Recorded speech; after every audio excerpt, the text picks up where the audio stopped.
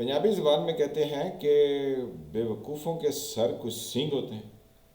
تو بیسیکلی وہ مثال یہ دے رہے ہوتے ہیں کہ جو گدھے یا کھوتے ہوتے ہیں ان کے سر پر کوئی سینگ نہیں ہوتے. ایک شخص پاکستانیوں کو ملا اور اس نے کہا کہ میں آپ کو 1 کروڑ نوکریاں دوں گا اور 50 لاکھ گھر دوں گا. تو 21ویں اور 22ویں صدی کے باشندے اس کے پیچھے ہو لیے. پھر اس نے 35 پنکچر کا ذکر کیا جو پوری دنیا میں گھوما، اور پھر اس نے کہا وہ تو ایک سیاسی چال تھی یا سیاسی بیان تھا. پھر اس نے کہا کہ 4 حلقے کھول دیجئے اور امپائر کی انگلی اٹھ جائے گی. تو پھر بھی لوگ اس کے پیچھے چل پڑے اور کہا کہ واہ واہ یہی ہمارا نجات دہندہ ہے. کرتے کراتے اس نے پھر $200 بلین کہا کہ میں لاؤں گا. $100 بلین دنیا کے جو مالیاتی ادارے ہیں ان کے منہ پر ماروں گا اور $100 بلین سے پاکستان کی تقدیر بدل دوں گا. پھر اس نے ساتھ میں یہ کہا کہ میرے پاس 200 لوگوں کی ٹیم ہے. میں ہر شعبہ زندگی کے اندر ایسی سرجری کروں گا کہ پاکستان کے لوگ اش اش کر اٹھیں گے. اور یوں لوگ اس کے پیچھے ہو گئے. اور پھر یہ ساری باتیں پوری دنیا میں گھوم گئیں اور سب نے کہا کہ پاکستان کو ایک ایسا شخص میسر آ گیا ہے جو پاکستان کی تقدیر بدل دے گا. حالانکہ لوگ اندر سے جانتے تھے، لیکن وہ پاکستانیوں کے جو خوش ہونے کے انداز سے ان کے اوپر پھپتی کس رہے تھے. جیسے اس نے کہا اندھے کو اندھیرے میں بڑی دور کی سوجی. یہ پھپتی وہ ہوتی ہے کہ جو کوئی بات کر رہا ہوتا ہے تو اس کے ساتھ کوئی ایسی لگا کے بات کی جائے کہ جس سے اس کے معنی دو آتشہ ہو جائیں یا اس کے اندر بہت بڑی تبدیلی آ جائے. تو بس دنیا ہمارے اوپر اسی طرح ہنس رہی تھی جیسے ہم نے پانی سے گاڑی چلانے کا ذکر کیا تو لوگ دنیا میں ہنس ہنس کے لوٹ پوٹ ہو گئے کہ یہ جناب کیا ہی زبردست ان کے پاس لوگ آ گئے ہیں جو پانی سے گاڑی چلائیں گے. یا پھر ہمارے پاس اور بھی بہت سارے آ گئے کہ ہم آپ کو شکر پر یعنی میٹھی چیز پر دم کر کے دیتے ہیں تو بس آپ اس کو کھائیے آپ کی شوگر جاتی رہے گی. یا پھر آپ جو ہے وہ نمک ہمارے پاس لے ہیں اس پر ہم آپ کو دم کر کے دیں گے تو آپ کا بلڈ پریشر ہمیشہ نارمل رہے گا، کبھی اوپر نہیں جائے گا. کیونکہ جب انسان 6 فٹ نیچے قبر میں چلا جائے تو اس کا بلڈ پریشر اوپر کیا جانا ہے نمک اور وہ چینی کھانے کے بعد. بہرکیف ہمارے اوپر اس طرح کے کافی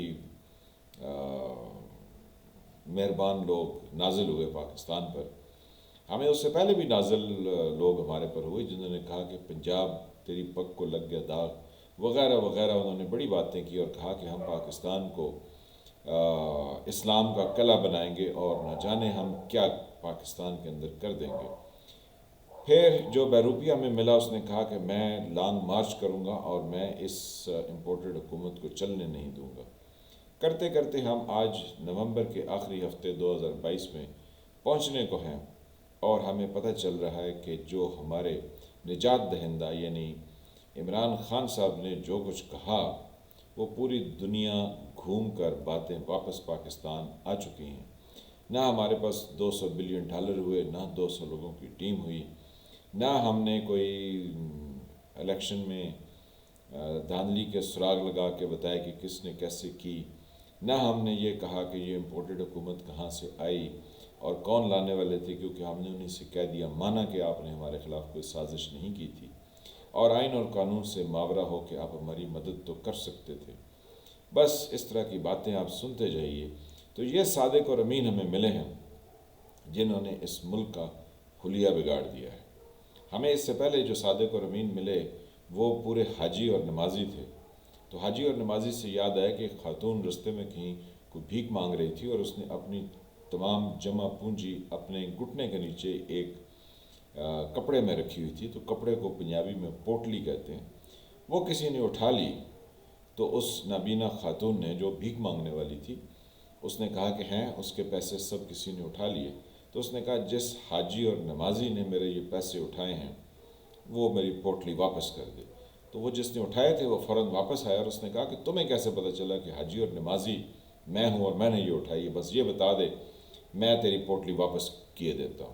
اس نے کہا حاجی اور نمازی کے علاوہ یہ کام کوئی کر نہیں سکتا ہے. تو ہمیں جو ایاک نعبد و ایاک نستعین سناتے رہے، یا اس سے پہلے وہ جنرل ضیاء صاحب جو ہمیں بڑی بڑی جو ہے وہ اسلام سے ریفرنسز دیتے تھے، اور نعوذ باللہ ہمیں قرآن پاک سے بڑی بڑی آیات کے ترجمے سناتے تھے، اخیر میں پتہ چلا کہ وہ بھی ہمیں لوٹ کو سوٹ کے کھا گئے۔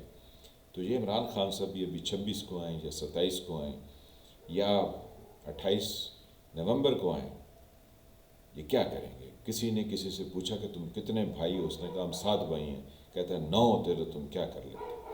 تو عمران خان کا بھی یہی ہے کہ اگر ان کا بیانیہ پورے دنیا بھی گھوم کے آ جائے، وہ ایسے صادق، سچے اور امین ہیں کہ جن کو ثاقب نثار نے، باب رحمت نے یہ سرٹیفکیٹ دیا، بس پاکستان کی تباہی کے لیے ایسے ہی لوگ کافی ہیں۔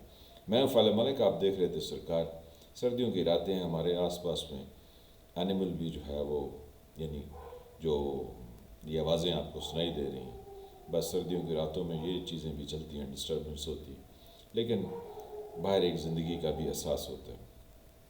تو جن فرینڈ نے چینل کو سبسکرائب نہیں کیا، اس کو سبسکرائب کریں، گھنٹی کے نشان کو دبا دیں تاکہ آپ کو نئی آنے والی ویڈیوز ملتی رہیں۔ ویڈیو کو لائک کریں، شیئر کریں، کمنٹ کریں۔ ملتے ہیں کسی نئے ٹاپک کے ساتھ، تب تک کے لیے خدا حافظ۔